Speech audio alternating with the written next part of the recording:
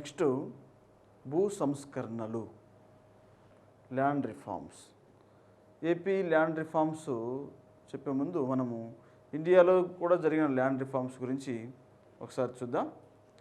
ఈ land reforms యొక్క ఆవశ్యకత ఏంటంటే, పేదవారికి లేదా భూమి లేని వారికి భూమిని పంచి ఇవ్వటం ద్వారా సామాజిక న్యాయాన్ని సమకూర్చి, తద్వారా కష్టపడి పనిచేసే వారికి లేదా దున్నే వారికి భూమిపైన హక్కులు కల్పించి, ఆదాయ అసమానతలను తొలగించి, తద్వారా అందరూ సమాన ప్రాతిపదికన జీవనం సాగించేందుకు వీటిని ఏర్పాటు చేయడం జరిగింది. ఈ భూ సంస్కరణను పర్టికులర్గా మనం గమనిస్తే కొన్ని లక్ష్యాలను మనము గమనించవచ్చు. ఒకటంటే సామాజిక న్యాయాన్ని ప్రధానంగా సమకూర్చడం, అలాగే ఆదాయ వ్యత్యాసాలను తొలగించడం, భూమిపైన హక్కులను కేవలం కొద్దిమంది చేతుల్లోనే కాకుండా భూమిపైన హక్కులు భూమిపైన పనిచేసే వారందరిపైన కల్పించటం, అలాగే ఈ యొక్క భూ సంస్కరణల ద్వారా అల్టిమేట్గా ఎవరైతే దున్నేవారు ఉంటారో వారికే భూమిపైన యాజమాన్యం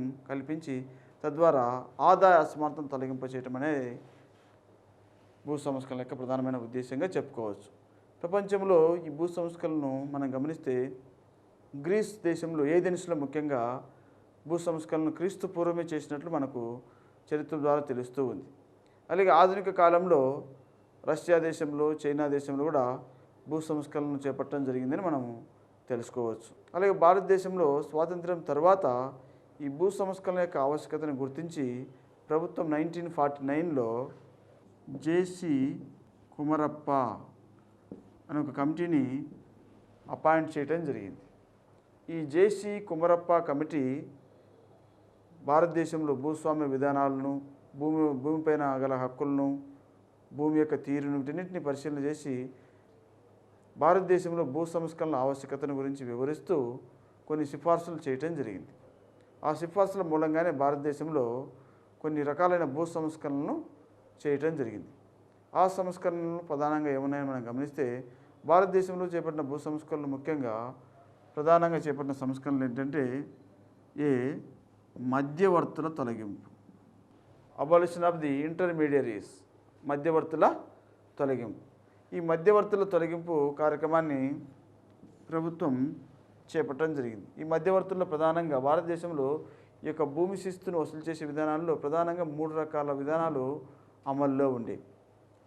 అవేంటంటే, నెంబర్ 1 శాశ్వత శిస్తు నిర్ణయ పద్ధతి అని కూడా పిలవడం జరిగేది, పర్మనెంట్ సెటిల్మెంట్ మెథడ్ అని. దీన్ని ఇంకా వేలం వేసే పద్ధతి అని కూడా పిలవటం జరుగుతుంది.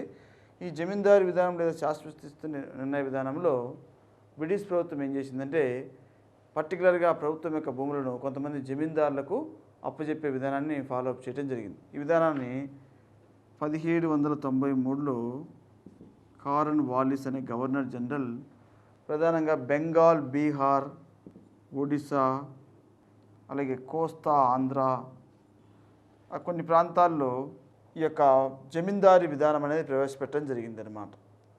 ఈ విధానంలో ప్రధానమైన లక్ష్యం ఏంటంటే, బ్రిటిష్ వారు ఏం చేసేవారంటే, బ్రిటిష్ వారి యొక్క భూములు అంటే ప్రభుత్వం యొక్క భూములను ఆ ప్రాంతంలో ఉన్న ఒక గొప్ప అధికారం కలిగిన వ్యక్తికి అప్పజెప్పేవారు. అప్పజెప్పి అతనితో చెప్పేవారు, ఏం చెప్పేవారంటే, ఒక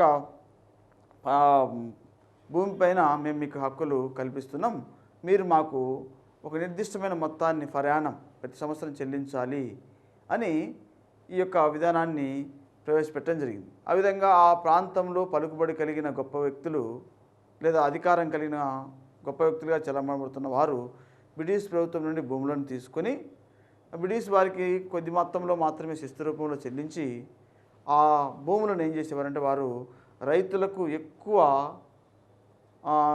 కౌలుకు భూములను దారదత్తం చేయడం జరిగేది.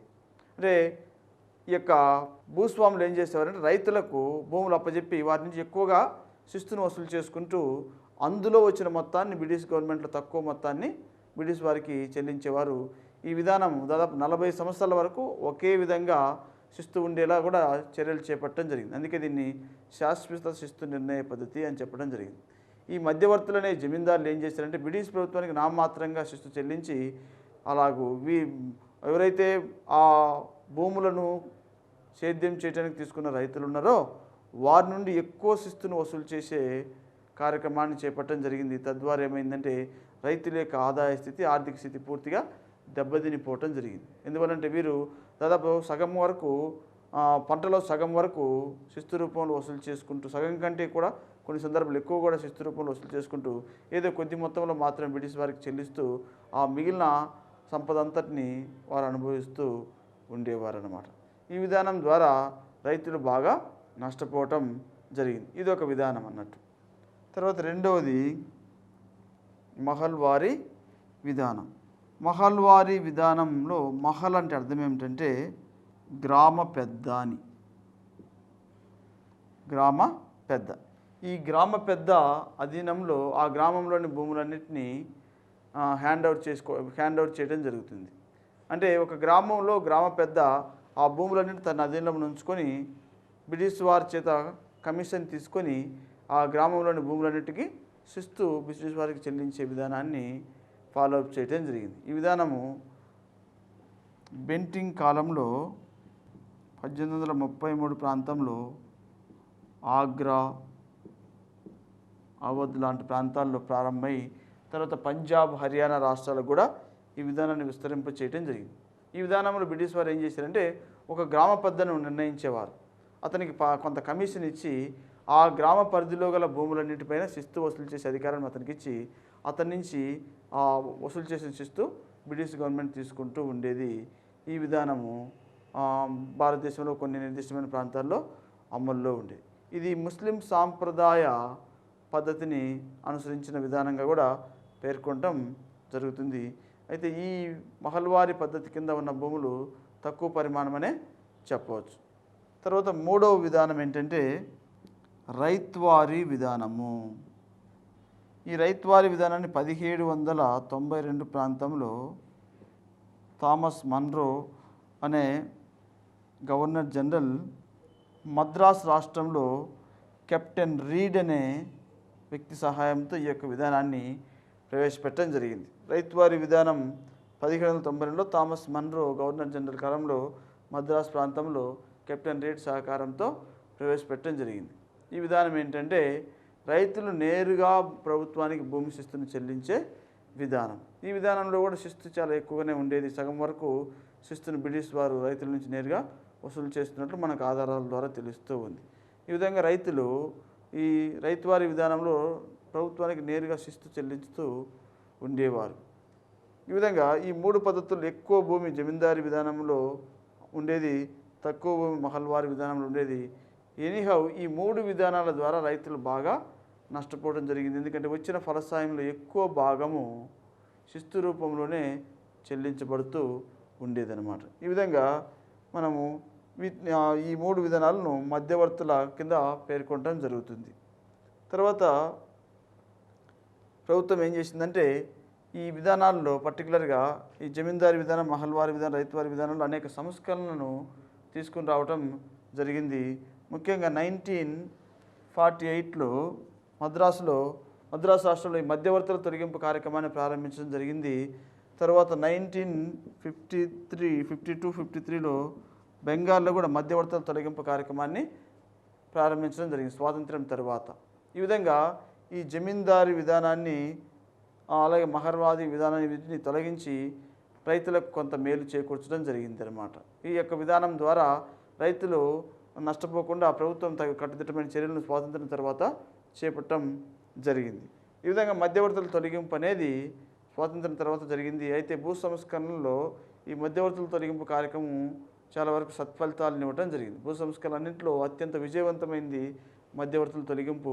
ఈ విధానం ద్వారా ఎక్కువగా జమీందారీ విధానం ద్వారా బెంగాల్ రాష్ట్రం బాగా నష్టపోవడం జరిగింది. అందువల్ల బెంగాల్లో ఈ యొక్క విధానాన్ని సమర్థవంతంగా అమలు చేసి మధ్యవర్తుల తొలగింపు కార్యక్రమాన్ని సఫలీకృతం చేయటం జరిగిందనమాట. ఇది ఒక రిఫార్మ్. తర్వాత రెండవ సంస్కరణ బి కౌలు సంస్కరణలు. ఈ కౌలు సంస్కరణలు చేపట్టిన సంస్కరణలో చూస్తే కౌలు పరిమాణం నిర్ణయం, 2 కౌలు భద్రత, 3 కౌలుదారులకు యాజమాన్య హక్కులను ప్రసాదించడం జరిగింది. ఇది ఒక సంస్కరణ అన్నమాట.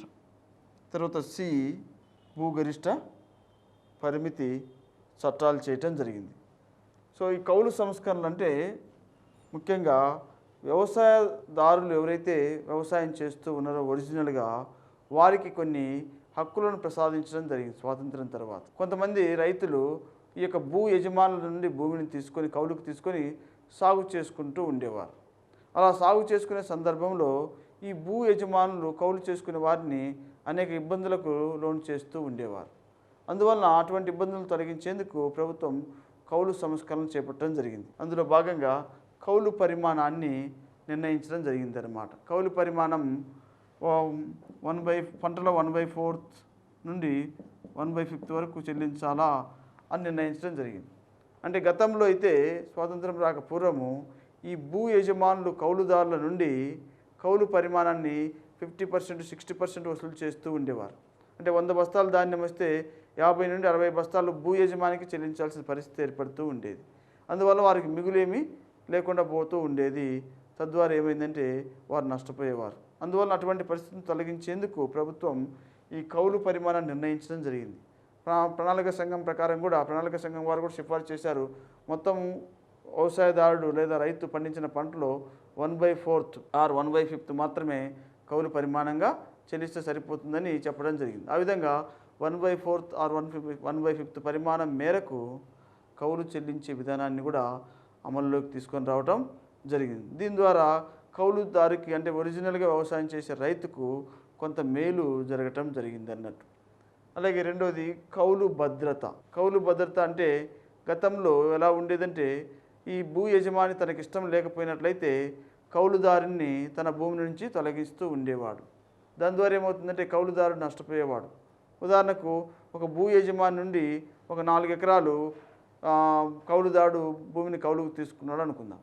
ఆ 4 ఎకరాలు తీసుకొని అతను మొదటి సంవత్సరంలో ఆ 4 ఎకరాలను చాలా మంచి యోగ్యమైన భూమిగా దాన్ని తయారు చేశాడు. అందులో ఉన్న చెత్త అంతా తొలగించేసి దాన్ని ఒక యోగ్యమైన సాగు భూమిగా, సారవంతమైన భూమిగా దాన్ని రూపాంతరం చెందించాడు అనుకుందాం.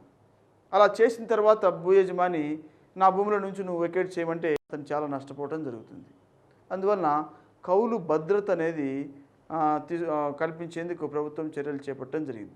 ఆ దిశలో 6 సంవత్సరాల వరకు భూ యజమాని కౌలుదారుని తొలగించకుండా ఉండేలా చట్టాలు చేయటం జరిగింది. అంటే ఒక భూ యజమాని దగ్గర కౌలుదారుడు భూమిని కౌలుకు తీసుకున్నప్పుడు 6 సంవత్సరాల వరకు అతను తొలగించకుండా ఉండేలా ప్రభుత్వం చట్టాలు కూడా చేయటం జరిగింది. తద్వారా కౌలు భద్రత అనేది సమకూరటం జరిగింది. అలాగే కౌలుదారులకు యాజమాన్య హక్కులు కూడా ప్రసాదించడం జరిగింది. అంటే అర్థం ఏమిటంటే లాంగ్ రన్లో భూ యజమానుల దగ్గర కౌలు చేస్తున్న కౌలుదారులకు ఆ భూ యజమాని ఆ భూమిని అమ్మే సందర్భంలో ఈ యొక్క కౌలుదారులకే ఆ భూమిని అమ్మేలా కూడా ప్రభుత్వం చర్యలు చేపట్టడం జరిగిందనమాట. అంటే ఉదాహరణకు 12 సంవత్సరాల వరకు ఒక కౌలుదారుడు భూ యజమాని దగ్గర కౌలు చేస్తున్నాడు అనుకుందాం. ఆ భూ యజమాని ఆ భూమిని అమ్మాలనుకున్నప్పుడు అతనికే, ఆ కౌలు చేస్తున్న అతనికే అమ్మేలా కూడా ప్రభుత్వం కొన్ని చర్యలను చేపట్టడం జరిగింది. తద్వారా అనేక మంది కౌలుదారులు భూ యజమానులుగా, భూ హక్కుదారులుగా పరిణమించడానికి అవకాశం అనేది ఏర్పడటం జరిగింది. ఈ విధంగా ఈ యొక్క టెనాన్సీ రిఫార్మ్స్ లేదా కౌలు సంస్కరణలు కొంతవరకు భారతదేశంలో సత్ఫలితాలు ఇవ్వటం జరిగింది. అలాగే మూడవ సంస్కరణ ఏంటంటే భూగరిష్ట పరిమితి చట్టాలు. భూగరిష్ట పరిమితి చట్టాలు అసలు భూ సంస్కరణలో అత్యంత ప్రాముఖ్యమైన సంస్కరణగా ఈ భూగరిష్ట పరిమితి చట్టాలను పేర్కొనడం జరుగుతుంది. దీని ద్వారానే సామాజిక న్యాయాన్ని సమకూర్చడానికి వీలవటం జరుగుతుంది. అలాగే దున్నేవాడికే భూమి హక్కును కల్పించేలా వీలు కలపడం జరుగుతుంది అన్నమాట. భూగరిష్ట పరిమితి చట్టాలు అంటే అర్థం ఏమిటంటే ఈ 100,000 ఎకరాలు కలిగిన భూస్వాముల నుండి ప్రభుత్వం ఒక నిర్దిష్టమైన హద్దును పెట్టేసి ఆ మిగిలిన భూమిని ప్రభుత్వం లాగేసుకోవడం జరిగింది. అలా లాగేసుకున్న భూమిని ప్రభుత్వం ఏమి చేసిందంటే పేదవారికి, బడుగు బలహీన వర్గాల వారికి పంపిణీ చేసేలా చర్యలు కూడా చేపట్టడం జరిగింది. దీని ద్వారా దున్నేవారికే భూమి లభించే హక్కు లేదా దున్నేవారికే భూమి లభించే సౌకర్యం కలగటం జరిగింది అన్నట్టు. అంతేకాకుండా ఈ యొక్క భూగరిష్ట పరిమితి చట్టాల వలన ప్రజలకు సామాజిక న్యాయం అనేది సమకూర్చడానికి, ఈ పేద ధనిక వ్యత్యాసాలను కూడా తొలగించేందుకు, అందరికీ ప్రభుత్వం యొక్క లేదా సామాజిక ఆస్తులు అనేవి అందుబాటులోకి వచ్చేందుకు ఈ యొక్క భూగరిష్ట పరిమితి చట్టాలు అనేవి తోడ్పడటానికి అవకాశం ఏర్పడటం జరిగిందని మనము చెప్పుకోవచ్చు అనమాట. ఈ భూగరిష్ట పరిమితి చట్టాలు మనం చూస్తే 1973లో భూగరిష్ట పరిమితి చట్టాలు చేసి 75 నుండి వీటిని అమల్లోకి తీసుకురావడం జరిగింది. ఇందులో మనం చూస్తే ఈ 2 ఎకరా మాగాణి భూములు, మెట్ట భూములకు సపరేట్గా ఈ యొక్క గరిష్ట పరిమితులను నిర్ణయించడం జరిగిందన్నమాట. ఉదాహరణకు 2 పంటలు పండే భూములు అయితే 10 నుండి 18 ఎకరాల వరకు కలిగి ఉండొచ్చని, ఒక పంట పండే మాగాణి భూములు 27 ఎకరాల వరకు కలిగి వచ్చునని, మెట్ట భూములు అయితే 35 ఎకరాల నుండి 54 ఎకరాల వరకు కలిగి ఉండొచ్చని ప్రభుత్వం ఈ యొక్క గరిష్ట హద్దును నిర్ణయించి, తద్వారా మిగులు భూమిని భూ యజమానుల నుండి తీసుకోవటం జరిగిందన్నట్టు. ఈ విధంగా ఈ భూగరిష్ట పరిమితి చట్టాల వలన పేదవారికి భూమిని పంచేందుకు కావలసిన మిగులు భూమి ప్రభుత్వ అధీనంలోకి రావడానికి అవకాశం ఏర్పడటం జరిగింది. తద్వారా సాంఘిక న్యాయం సమకూరేలా చర్యలు చేపట్టడం జరిగిందనమాట. అలాగే ఇంకా మనం చూస్తే భూ సంస్కరణ 4వ సంస్కరణ కమతాల సమీకరణ. కమతాల సమీకరణ అంటే అర్థం ఏమిటంటే, భారతదేశంలో ఈ కమతాలు అనేవి విఘటనకు లోనై ఉన్నాయన్నమాట. అందువలన విస్తృత స్థాయిలో వ్యవసాయం చేయడానికి అవకాశం లేకుండా పోవటం జరిగింది. అంటే భారతదేశంలో జనాభా చాలా ఎక్కువగా ఉండటం వలన ఈ కమతాలు అనేవి విఘటన కంటే సపరేషన్కి లోనవటం జరిగిందనమాట. అంటే ఒక్కొక్క కుటుంబము ఒక 2 ఎకరాలు, 3 ఎకరాలు, ఎకరా ఇలా కలిగి ఉండే పరిస్థితులు ఏర్పడటం జరిగింది. ఎందువలన అంటే భారతదేశంలో జనాభా చాలా ఎక్కువగా ఉండటం వలన. దీనివల్ల ఏమైందంటే కమతాల విఘటనకు లోనవటం వలన ఆధునిక వ్యవసాయాన్ని నిర్వహించడానికి వీలు లేకుండా పోయింది. వ్యవసాయాన్ని విస్తృత పద్ధతిలో నిర్వహించడానికి వీలు లేకుండా పోయింది. వ్యవసాయ ఉత్పత్తులు అధికంగా సృష్టించడానికి, వ్యవసాయ దిగుబడులు చాలా ఎక్కువగా పెంపొందించేందుకు వీలు లేకుండా పోవడం జరిగింది. అంతకు మించి సాంకేతిక పరిజ్ఞానాన్ని ఉపయోగించడానికి వీలు లేకుండా పోయింది. ఆధునిక యంత్ర పరికరాలను ఉపయోగించడానికి వీలు లేకుండా పోవడం జరిగింది. అందువలన ప్రభుత్వము ఈ కమతాల సమీకరణను ప్రోత్సహించడం జరిగింది. దీని ద్వారా ఉద్దేశం ఏంటంటే కమతాలు కలిగిన వారంతా సమీకరించుకొని, తద్వారా వారు ఉమ్మడిగా వాటిని వ్యవసాయం చేయడం ద్వారా మంచి ఉత్పత్తులను సృష్టించడానికి అవకాశం అనేది ఉంటుంది అనే ఉద్దేశంతో ఈ యొక్క కమతాల సమీకరణను చేపట్టడం జరిగిందనమాట.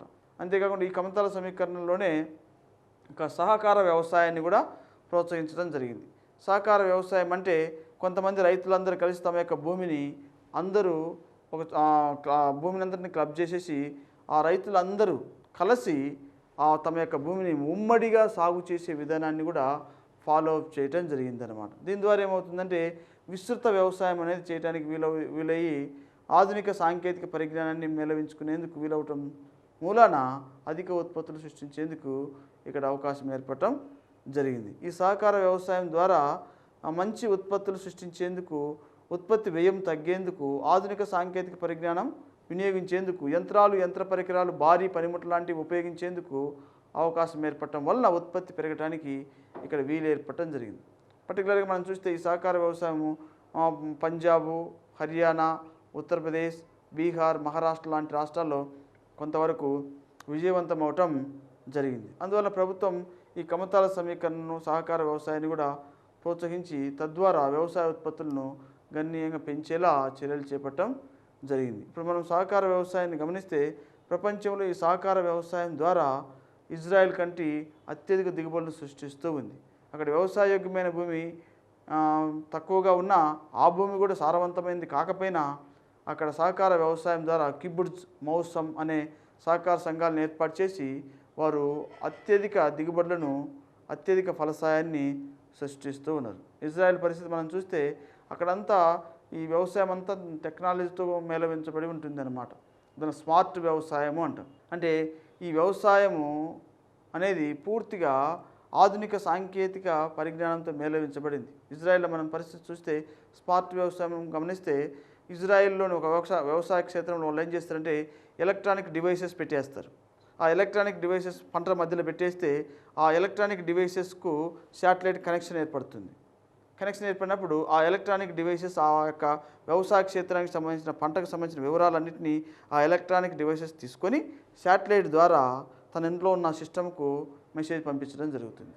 ఎంత టెక్నాలజీ చూడండి. అలా పంట ఎలా పండుతుంది, దాంట్లో ఉన్న లోపం ఏంటి, ఏ చీడపీడలకు లోనవుతూ ఉంది, దాంట్లో ఎటువంటి సారవంతమైన స్థితి ఉంది, వీటన్ని ఒక పంటకు సమగ్ర వివరాలన్నింటినీ శాటిలైట్ ద్వారానే ఇజ్రాయెలైట్స్ తెలుసుకుంటూ తద్వారా ఆ పంటను మెరుగైన పద్ధతిలో ఫామ్ చేసే విధానాన్ని కూడా వారు ఫాలో అప్ చేస్తున్నారు. అలాగే గ్రీన్ హౌస్ ఫార్మింగ్ అని, అలాగే బిందు సేద్యం, తుంపర సేద్యం, ఇవన్నీ సక్సెస్ అవుతున్నాయంటే సహకార వ్యవసాయం ద్వారా. అలా భారతదేశంలో కూడా కొంతవరకు కృషి జరిగింది, కానీ అయితే ఈ విధానం ఇంకా సత్ఫలితాలను సాధించకుండా పోవటం జరిగింది. ఈ విధంగా భారతదేశంలో ఈ ల్యాండ్ రిఫార్మ్స్ అనేవి చేపట్టడం ద్వారా పేదవారికి కొంతవరకు న్యాయం జరిగింది అని మనము చెప్పుకోవచ్చు. ఇప్పుడు ఏపీలో చేయబడిన భూ సంస్కరణల గురించి చూద్దాం. ఆంధ్రప్రదేశ్లో ఈ భూ సంస్కరణలను 2 దఫాలుగా చేయటం జరిగింది. 1970కి ముందు తరువాత ఏపీలో చేయబడిన భూ సంస్కరణలు 2 రకాలుగా పేర్కొనడం జరుగుతుంది. 1970కి ముందు, తర్వాత 1970 తర్వాత. సో ఏపీలో చేయబడిన భూ సంస్కరణలు కూడా 3 రకాలుగా వర్గీకరించవచ్చు. ఏ, మధ్యవర్తుల తొలగింపు. బి, కౌలు సంస్కరణలు. సి, భూగరిష్ట పరిమితి చట్టాలు. ఈ విధంగా 3 రకాలుగా పేర్కొనవచ్చు. ఇక్కడ మనం చూస్తే ముందుగా ఏ, మధ్యవర్తుల తొలగింపు. ఈ మధ్యవర్తుల తొలగింపు మనం చూస్తే ప్రస్తుతం ఉన్న తెలంగాణ ప్రాంతంలో మధ్యవర్తుల తొలగింపు మరియు ఆంధ్ర ప్రాంతంలో మధ్యవర్తుల తొలగింపు రెండింటినీ మనము ఇందులో పేర్కొనాల్సి ఉంటుంది. ముందుగా మధ్యవర్తుల తొలగింపు తెలంగాణ ప్రాంతం. ఈ స్వాతంత్రానికి పూర్వము తెలంగాణ ప్రాంతంలో మధ్యవర్తులు చాలా పేర్లతో పిలువబడుతూ ఉండేవారు. నిజాముల కాలంలో మధ్యవర్తులు ఉండేవారు. వారిని మనం చూస్తే తెలంగాణ ప్రాంతంలో మధ్యవర్తులు నెంబర్ 1 జాగీర్దార్లు, నెంబర్ 2 సంస్థానాధీశులు, నెంబర్ 3 ఇనాందారులు, నెంబర్ 4 సర్ఫేకాస్, నెంబర్ 5 ఖల్సా. ఇలా ఈ యొక్క మధ్యవర్తుల్లో పర్టికులర్గా ఈ 5 రకాల మధ్యవర్తులు కలిగిన భూములను అనుభవిస్తూ ఉండేవారు అన్నమాట. జాగీర్దారులు కొన్ని రకాల భూములు అనుభవించేవారు, సంస్థానాధీశులు కొన్ని రకాల భూములు అనుభవించేవారు, ఇనాందారులు కొన్ని రకాల భూములు అనుభవించేవారు, అలాగే సర్ఫేకాస్ భూములని కొన్ని ఉండేవి, అలాగే ఖల్సా భూములు అనేవి కొన్ని ఉండేవి.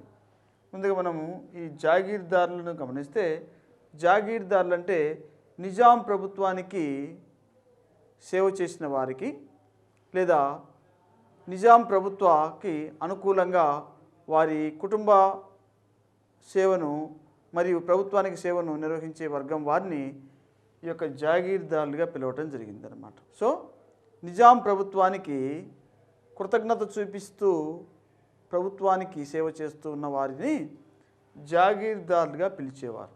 వారికి నిజాం ప్రభువులు కొన్ని రకాలైన భూములను దారాదత్తం చేయటం జరిగింది. అలాగే సంస్థానాధీశులు అంటే నిజాం చక్రవర్తి ఆధిపత్యాన్ని అంగీకరిస్తూ తెలంగాణ ప్రాంతంలో కొన్ని నిర్దిష్టమైన ప్రాంతాల్లో కొంతమంది ప్రముఖులు లేదా ఆ ప్రాంతాన్ని పరిపాలించే రాజులు భూములను అనుభవిస్తూ ఉండేవారు. వారిని మనం సంస్థానాధీశులు అంటాం.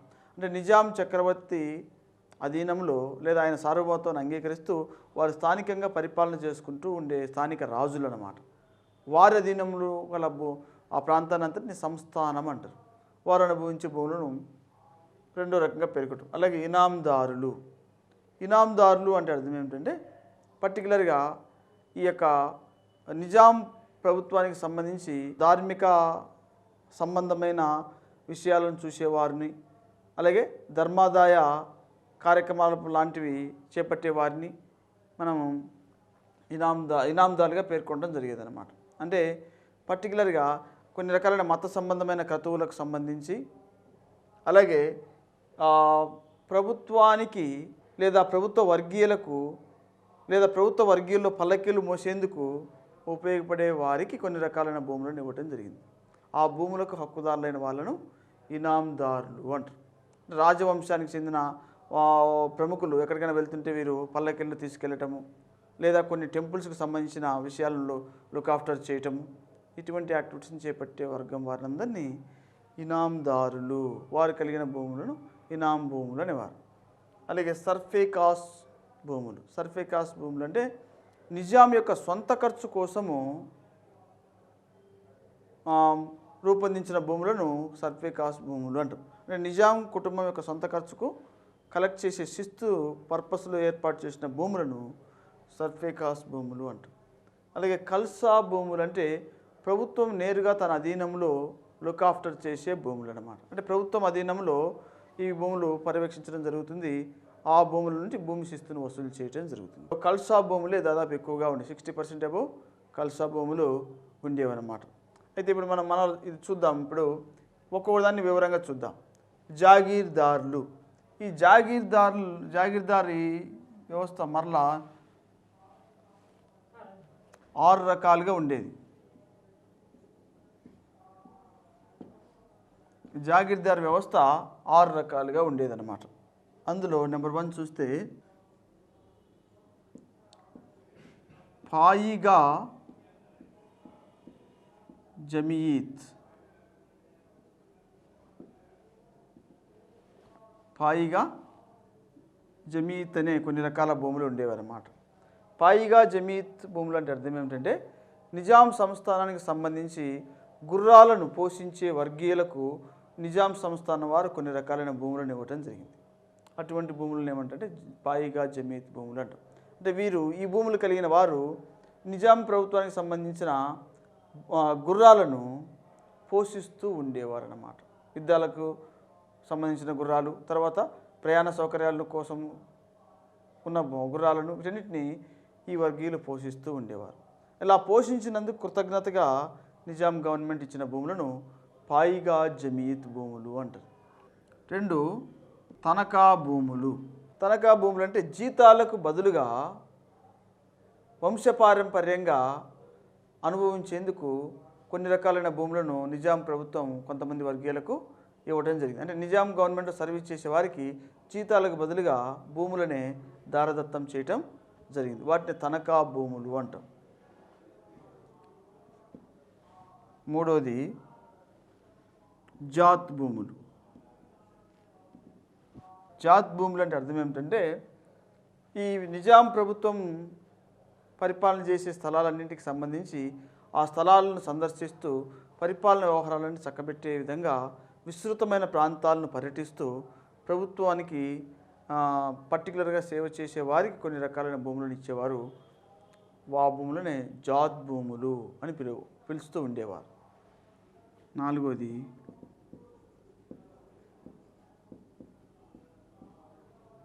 ఆల్తంగా భూములు. ఆల్తంగా భూములు అంటే వంశపారంపర్యంగా సంక్రమించే భూములు అన్నమాట. వంశపారంపర్యంగా సంక్రమించే భూములు అంటే ఒక వంశానికి రాజు భూములు ఇస్తే ఆ భూములు ఇంకా కంటిన్యూస్గా వారి పితరులకు తన యొక్క సంతానానికి సంక్రమిస్తూ ఉండే భూములు ఏమంటారంటే ఆల్తంగా భూములు అంటాం. 5వది మరద్మాస్ భూములు. మరద్మాస్ భూములు. మరద్మాస్ భూములు అంటే జీతాలకు తోడుగా భూములను అప్పజెప్పే భూములను మరద్మాస్ భూములు అంటారు.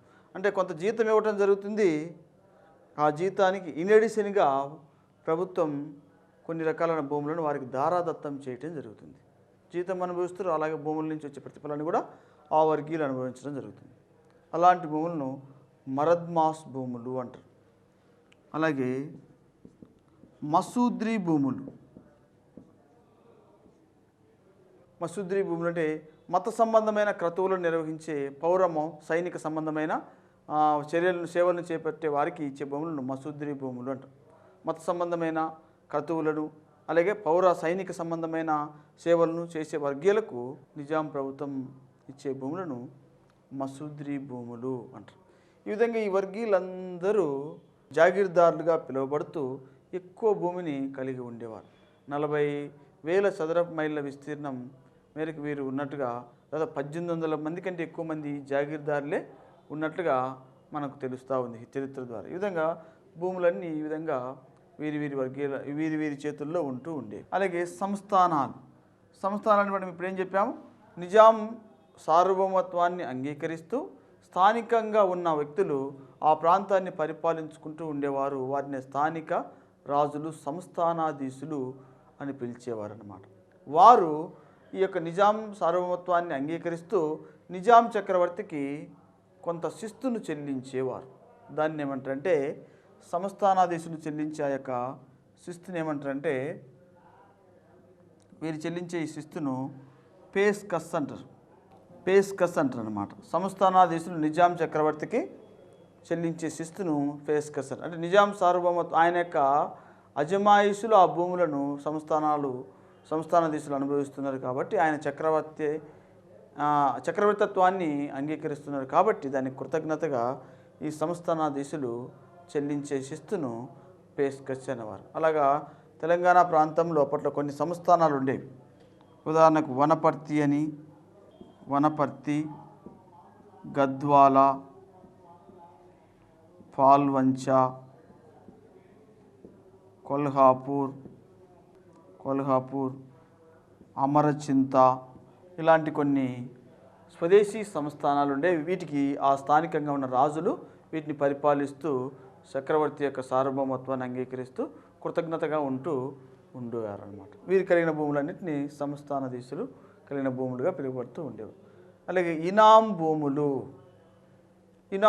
అంటే పర్టికులర్గా కొన్ని గ్రామాలలో ఈ ఇనాం భూములను ప్రభుత్వం అలకేట్ చేస్తూ ఉండేది అన్నమాట.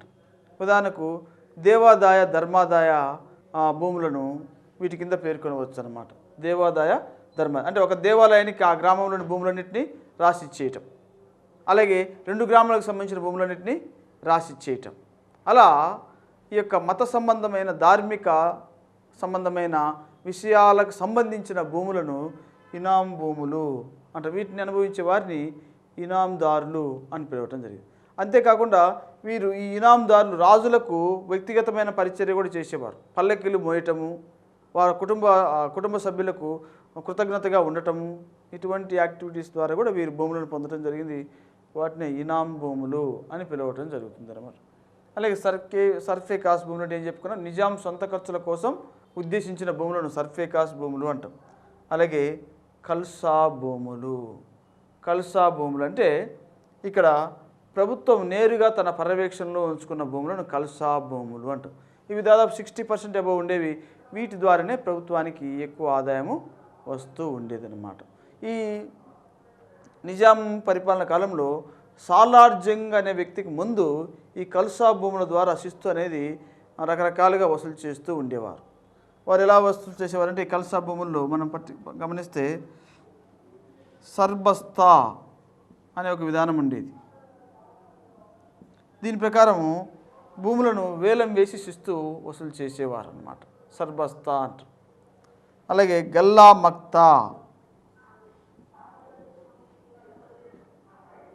మక్తా విధానం, స్థిరంగా ఒక పర్సంటేజ్ ప్రకారం కౌలును ప్రభుత్వానికి చెల్లిస్తూ ఉండేవారు.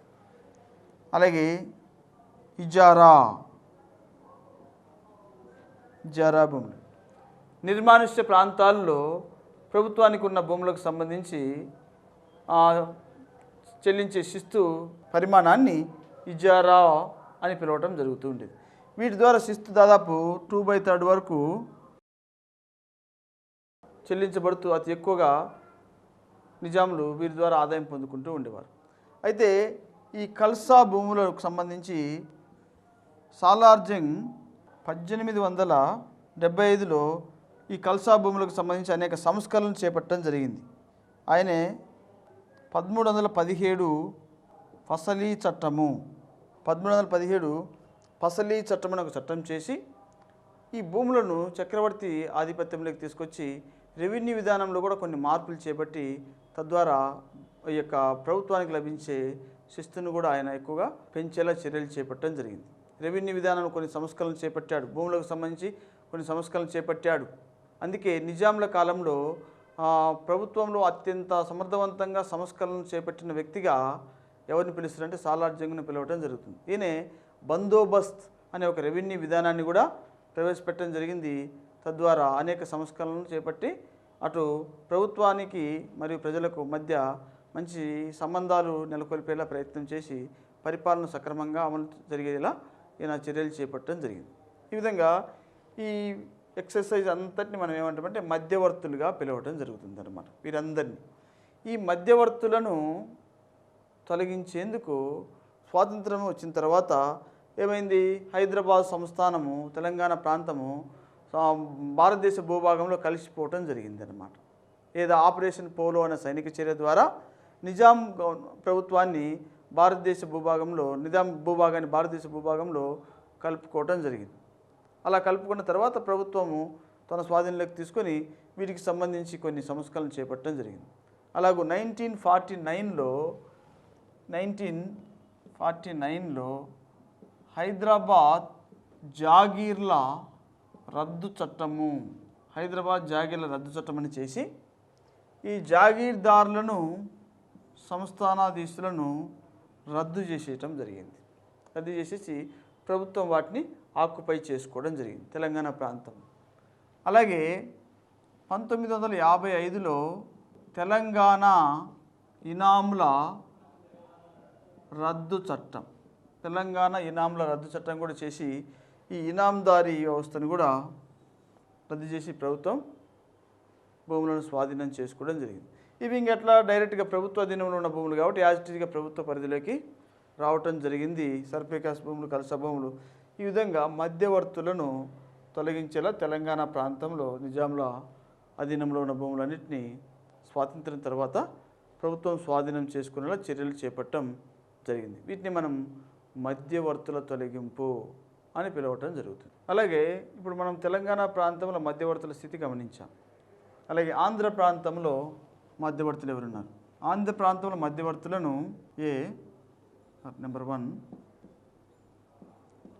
జమీందార్. ఈ జమీందారీ రద్దు విధానాన్ని మద్రాసు ప్రభుత్వం చేపట్టారని చెప్పాం.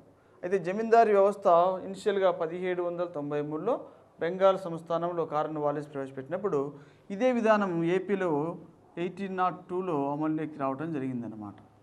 1802లో ఈ జమీందారీ విధానం అనేది ఏపీలో కొంత ప్రాంతంలో అమలులోకి రావటం జరిగింది. ఆ విధంగా జమీందారీ విధానం పర్టికులర్ కోస్తా ప్రాంతంలో కొంతవరకు అమల్లో ఉండటం జరిగేది. దీని ద్వారా జమీందారులు తమ యొక్క అధీనంలో గల భూములను కౌలుదారులకు లేదా రైతులకు కౌలుకి ఇచ్చేసి ఎక్కువ శిస్తును వసూలు చేసుకొని అందులో కొంత భాగాన్ని బ్రిటిష్ వారికి ఇచ్చి మిగిలిన ప్రతిఫలం అంతా జమీందారులు అనుభవిస్తూ ఉండేవారు అన్నమాట. రెండవ వర్గం వారు ఇనాందారులు. ఈ ఇనాందారులను మొగసాలని కూడా అంటాం.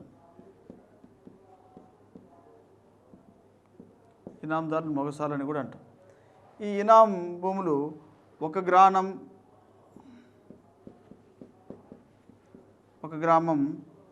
లేదా ఒక గ్రామం లోపు ఉన్నట్లయితే ఈ భూములను మైనర్ ఇనాం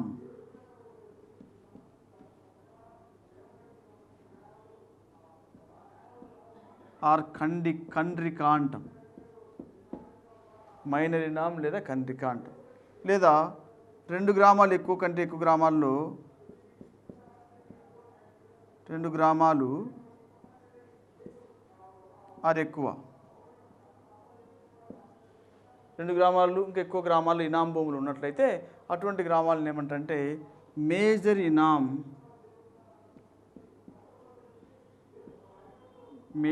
ఆర్ సోత్రియం అంటారు. మేజర్ ఇనాం ఆర్ సోత్రియం అనే పేర్లతో పిలవడం జరిగేది అనమాట. ఈ విధంగా ఇనాం భూములు కొన్ని గ్రామాల్లో దేవాలయాల తాలూకు మత సంబంధమైన కర్తవ్యులకు సంబంధించి ఉద్దేశించిన భూములుగా ఉంటూ ఉండేవి. మూడవది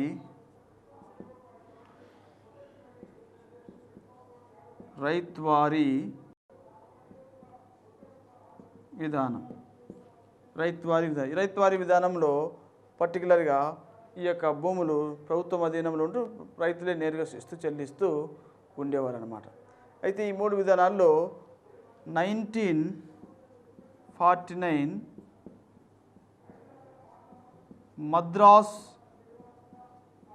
ఎస్టేట్ బిల్ అనేది ఒకటి వచ్చింది. Estate bill, Madras estate bill అనే ఒక బిల్లును ప్రిపేర్ చేసి దీన్ని 1950లో పాస్ చేయించి, రాష్ట్రపతి సంతకం చేత పాస్ చేయించి ఈ జమీందారీ వ్యవస్థను, ఇనాందారీ వ్యవస్థను ఏపీలో తొలగింప చేయటం జరిగిందన్నమాట. మద్రాస్ ఎస్టేట్ బిల్ అనే బిల్లు ద్వారా ఈ జమీందారీ వ్యవస్థను, ఇనాందారీ వ్యవస్థను ఆంధ్ర ప్రాంతంలో తొలగింప చేయటం జరిగింది. ఈ విధంగా ఈ మధ్యవర్తుల తొలగింపు కార్యక్రమం అనేది అటు తెలంగాణ ప్రాంతంలో, ఆంధ్ర ప్రాంతంలో కూడా కొంతవరకు ప్రభుత్వం చేపట్టి సత్ఫలితాలను సాధించేలా చర్యలు చేపట్టడం జరిగింది. వీటిని మనం మధ్యవర్తుల తొలగింపు అని పిలవటం జరుగుతుంది. అలాగే రెండవ సంస్కరణ అయిన కౌలు సంస్కరణలు, టెనాన్సీ రిఫార్మ్స్, కౌలు సంస్కరణలు. ఈ కౌలు సంస్కరణను ముందుగా తెలంగాణ ప్రాంతం చూద్దాం. కౌలు సంస్కరణ. తెలంగాణ ప్రాంతంలో ఈ కౌలుదారులను 2 రకాలుగా పిలిచేవారు. తెలంగాణ ప్రాంతం కౌలుదారులు 2 రకాలుగా పిలిచేవారు. ఒకటి ఏంటంటే సక్మీదారులు, 2 ఆసామి సక్మీదారులు అని 2 రకాలుగా పిలవటం జరిగేది. తెలంగాణ ప్రాంతంలోని కౌలుదారులను సక్మీదారులు, 2వ వర్గం వారిని ఆసామి సక్మీదారులు అని పిలవారు. సక్మీదారులు అంటే కొన్ని రకాలైన హక్కులను కలిగి ఉండేవారు అన్నమాట. వీరు 6 సంవత్సరాల వరకు కౌలు నుండి వీరిని తొలగించడానికి వీలు లేకుండా హక్కులు కలిగిన వర్గం వారు సక్మీదారు. అలాగే ఆసామి సక్మీదారులు ఎటువంటి హక్కులు లేని కౌలుదారులు అన్నమాట. వీరు 12 సంవత్సరాలు కౌలుకు చేస్తేనే ఆ యొక్క సక్మీదారులుగా గుర్తింపు పొందే అవకాశం కలిగిన వారు అన్నమాట. ఈ విధంగా 2 రకాలుగా ఉండేవారు.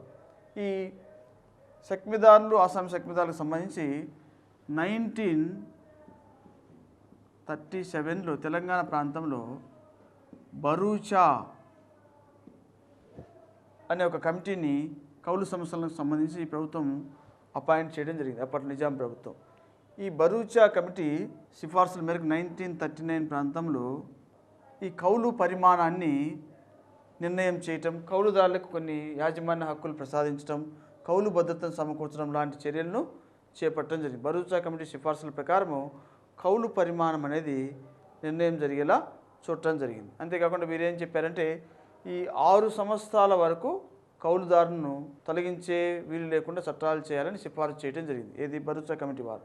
ఈ విధంగా ప్రభుత్వం అప్పట్లో 6 సంవత్సరాల వరకు కౌలుదారులను తొలగించే వీలు లేకుండా చర్యలు చేపట్టడం జరిగింది. అలాగే కౌలు పరిమాణం కూడా నిర్ణయించడం జరిగిందనమాట. కౌలు పరిమాణం నిర్ణయించడం ద్వారా ఆ నిర్ణయించిన కౌలు పరిమాణం వరకే వారు చెల్లించే వీలు కలగటం కూడా జరిగింది. ఆ విధంగా కమిటీ కొన్ని రికమెండేషన్స్ పాస్ చేయడం జరిగింది. అలాగే ఈ కమిటీ సిఫార్సుల మేరకు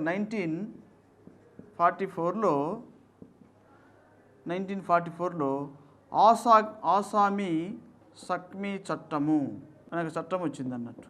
ఆసామి సక్మీ చట్టం. ఈ ఆసామి సక్మీ చట్టం ప్రకారము ఈ సక్మీదారులను, ఆసామి సక్మీదారులు తొలగించడానికి వీలు లేకుండా చర్యలు చేపట్టడం జరిగింది. అంతేకాకుండా 6 సంవత్సరాల వరకు ఖచ్చితంగా వీరు కౌలు చేసుకునేందుకు వీలు కల్పించడం జరిగింది. అంతేకాకుండా ఈ ఆసామి సక్మీదారులు 6 సంవత్సరాల వరకు గుత్తాధిపత్యాన్ని అనుభవించేలా ఈ చట్టము పేర్కొనడం జరిగింది అనమాట. ఆ విధంగా కౌలుదారులకు కొంత రక్షణ అనేది కల్పించడం జరిగింది. ఈ కౌలు అనేది ఎలా ఉండేదంటే అప్పట్లో ఈ కౌలు కొంత నగదు రూపంలో చెల్లించబడుతూ ఉండేది. అలాగే కౌలు అనేది నగదు రూపంలో, అలాగే బెతాయి అని ఉండేది ఒక పద్ధతి. బెతాయి అంటే అర్థం ఏమిటంటే ఒక స్థిరమైన కౌలును భూ యజమానులకు చెల్లిస్తూ ఉండేవారు అన్నమాట. స్థిరమైన కౌలును అంటే పంటలో ఇంత భాగం, ఒక 100 బ్యాగ్స్ వచ్చినాయి అనుకోండి, ఒక 40 బ్యాగ్స్ కౌలు రూపంలో పంపించడం, అలా ఒక స్థిరమైన కౌలు చెల్లించబడితే విధానం ఉండేది. అలాగే గల్లా మక్తా అని ఉండేది. గల్లా మక్తా. ఈ గల్లా మక్తాలో ఈ కౌలు అనేది వేలం ద్వారా నిర్ణయించబడుతూ ఉండేది. ఇంతని వేలంపాట ద్వారా నిర్ణయిస్తే దాని ప్రకారం చెల్లిస్తూ ఉండేది అనమాట.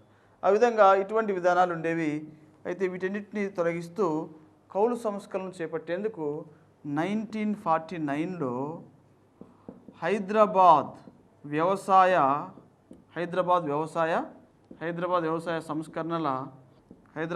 సంస్కరణ కమిటీని అపాయింట్ చేయడం జరిగింది. ఈ హైదరాబాద్ వ్యవసాయ సంస్కరణ కమిటీ సిఫార్సుల మేరకు 1950లో తెలంగాణ కౌలుదారి వ్యవసాయ భూముల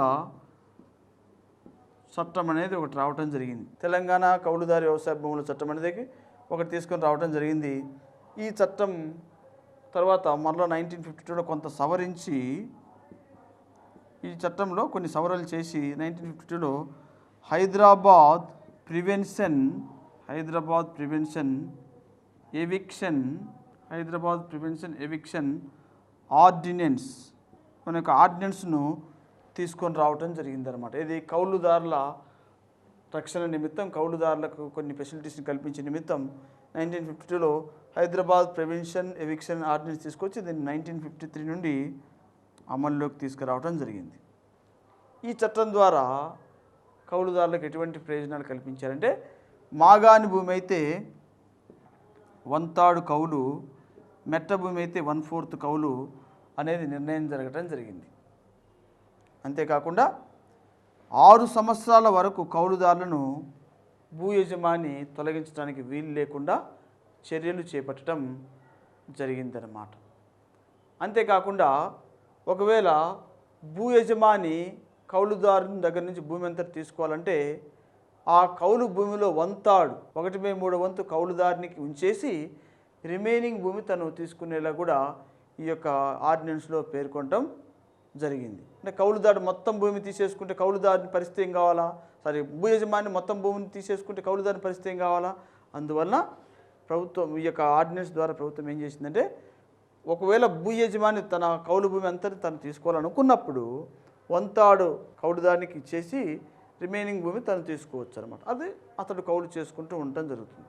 అలాగే ఈ యొక్క హైదరాబాద్ ప్రివెన్షన్ ఎవిక్షన్ ఆర్డినెన్స్ ప్రకారము ఇంకా ఏం చేశారంటే, ఈ యొక్క ఆర్డినెన్స్ ప్రకారము 38E అనే ఒక క్లాజును రూపొందించి, ఈ క్లాజు ప్రకారము కౌలుదారులకు భూ యాజమాన్య హక్కులను కూడా ప్రసాదించే చర్యలు చేపట్టడం జరిగింది. దీని ప్రకారము కౌలుదారులకు భూ యాజమాన్య హక్కులను కూడా ప్రసాదించే పద్ధతిని ఈ యొక్క క్లాజ్ ప్రకారం ప్రొవైడ్ చేయడం జరిగింది. ఆ విధంగా ఖమ్మం ప్రాంతంలో, ములుగు ప్రాంతంలో, వరంగల్ జిల్లా ములుగు ప్రాంతంలో చాలామంది కౌలుదారులకు భూ యాజమాన్య హక్కులను, అంటే భూమిని తమే సొంతంగా అనుభవించే హక్కులను ప్రసాదించి పట్టాలు కూడా పాస్ చేయడం జరిగింది. తర్వాత కాలంలో ఈ భూ యజమానులు ఏం చేశారంటే, ఈ ఇష్యూని తీసుకుని హైకోర్టులో ప్రజెంట్ చేయడం జరిగింది. అందువలన హైకోర్టు 1971లో ఈ యొక్క భూ యాజమాన్యాల హక్కులకు సంబంధించిన ప్రొవిజన్స్ను కొట్టివేయటం జరిగింది. అందువలన ఇది మరలా భూ యజమానులకు అనుకూలంగానే మారిపోవటం జరిగింది. ఎనీహౌ కొన్ని హక్కులు అనేవి కౌలుదారులకు తెలంగాణ ప్రాంతంలో ఈ యొక్క హైదరాబాద్ ప్రివెన్షన్ ఎవిక్షన్ ఆర్డినెన్స్ ద్వారా సమకూరినాయని చెప్పవచ్చు. ఇది ఎగ్జామినేషన్ పాయింట్ ఆఫ్ వ్యూ కూడా మనకు చాలా ఇంపార్టెంట్. ఈ విధంగా తెలంగాణ ప్రాంతంలో కౌలు సంస్కరణలు అనేవి కొంతవరకు సత్ఫలితాలు ఇచ్చాయని చెప్పుకోవచ్చు. ఎగ్జామినేషన్లో మనకు దీని మీద క్వశ్చన్ ఏ విధంగా అడుగుతుందంటే, భరూచా కమిటీ సిఫార్సులు దేనికి సంబంధించినవి? కౌలు సంస్కరణలకు సంబంధించినవి. ఆసామీ సక్మీ చట్టంలోని ప్రధానమైన ఉద్దేశం ఏంటి? 6 సంవత్సరాల వరకు కౌలుదారులను భూ యజమాని తొలగించకుండా చర్యలు చేపట్టడం. అలాగే హైదరాబాద్ ప్రివెన్షన్ ఎవిక్షన్ ఆర్డినెన్స్ ప్రకారము మాగాణి భూముల్లో కౌలు పరిమితి ఎంత? 1/3. మెట్ట భూముల్లో కౌలు పరిమితి ఎంత? 1/4. అలాగే ఈ హైదరాబాద్ ప్రివెన్షన్ ఎవిక్షన్ ఆర్డినెన్స్లో భూ యాజమాన్య హక్కులను రెఫర్ చేసే క్లాజ్ ఏంటి? 38 ఈ నిబంధన. అలాగే ఈ హైదరాబాద్ ప్రివెన్షన్ ఎవిక్షన్ ఆర్డినెన్స్ ప్రకారము కౌలుదారులకు ఎంతకాలం వరకు కౌలు చేసుకునే హక్కులు ప్రసాదించడం జరిగింది?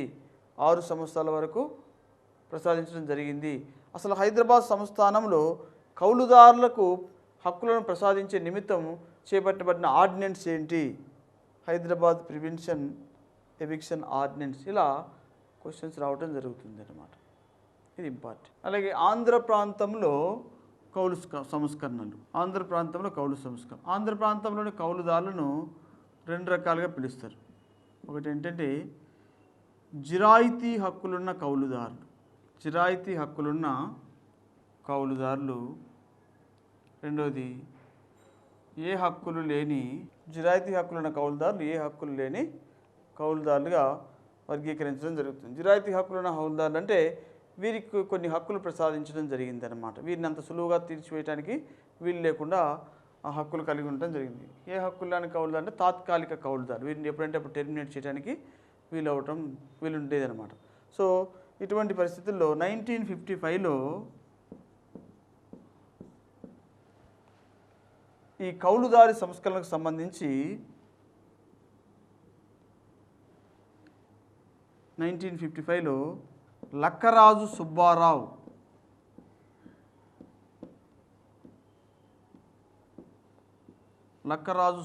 అనే కమిటీని ప్రభుత్వం అపాయింట్ చేయడం జరిగింది.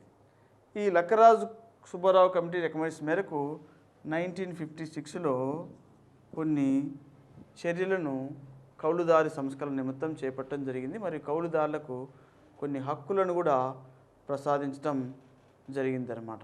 ఆ హక్కులు ఏంటంటే ఇక్కడ పర్టికులర్గా 1956 కౌలు సంస్కరణ ఆధారంగా 6 సంవత్సరాల వరకు కౌలుదారులను తొలగించే వీలు లేకుండా చర్యలు చేపట్టడం జరిగింది. అంతేకాకుండా కౌలు పరిమాణాన్ని 28% నుండి 50%గా నిర్ణయిస్తూ చట్టాలు చేయడం జరిగింది. ఈ సిఫార్సుల ఆధారంగా కౌలు పరిమాణము 28% నుండి 50%గా నిర్ణయిస్తూ ప్రభుత్వం చర్యలు చేపట్టడం జరిగింది. తద్వారా కౌలుదారులను సులువుగా టెర్మినేట్ చేయకుండా, వారి నుంచి ఎంతంటే అంత కౌలు పరిమాణాన్ని లాగేయకుండా అవకాశం ఏర్పడి, తద్వారా కౌలుదారులకు రక్షణ, భద్రత అనేది చేకూరి వారు స్వేచ్ఛగా వ్యవసాయం చేసుకునేలా అవకాశం కల్పించడం జరిగింది. ఆ విధంగా ఆంధ్ర ప్రాంతంలో ఇటువంటి చర్యలు చేపట్టడం జరిగిందనమాట. తర్వాత 3వ సంస్కరణ అతి ముఖ్యమైనది భూగరిష్ట పరిమితి చట్టాలు.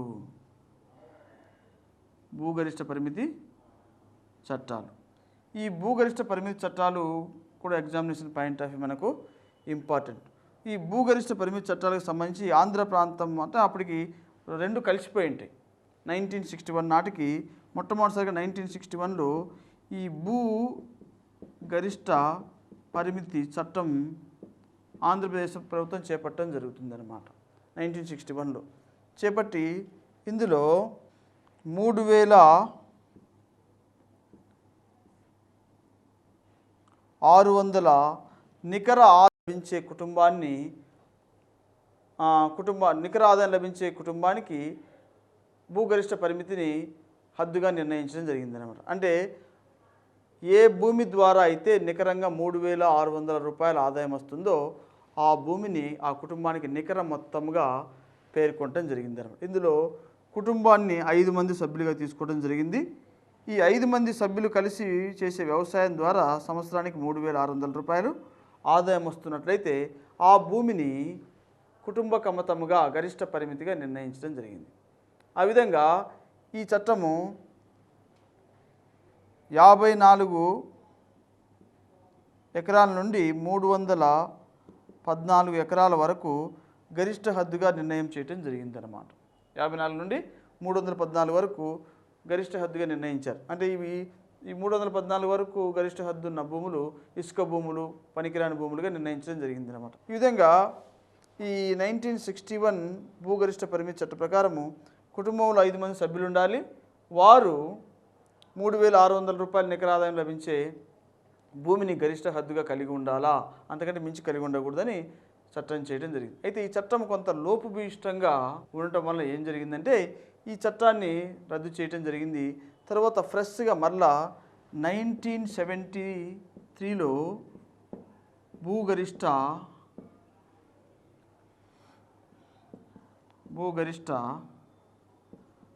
పరిమితి చట్టం భూగరిష్ట పరిమితి చట్టం చేయడం జరిగింది. 1975 నుండి ఈ చట్టాన్ని అమల్లోకి తీసుకొని రావడం జరిగింది. ఇది పోయినసారి గ్రూప్ 2లో అడగడం జరిగింది అనమాట. ఆంధ్రప్రదేశ్లో భూగరిష్ట పరిమితి చట్టం ఎప్పుడు వచ్చింది? 1973లో వచ్చింది. 1975లో ఈ చట్టాన్ని అమలు చేయటం జరిగింది.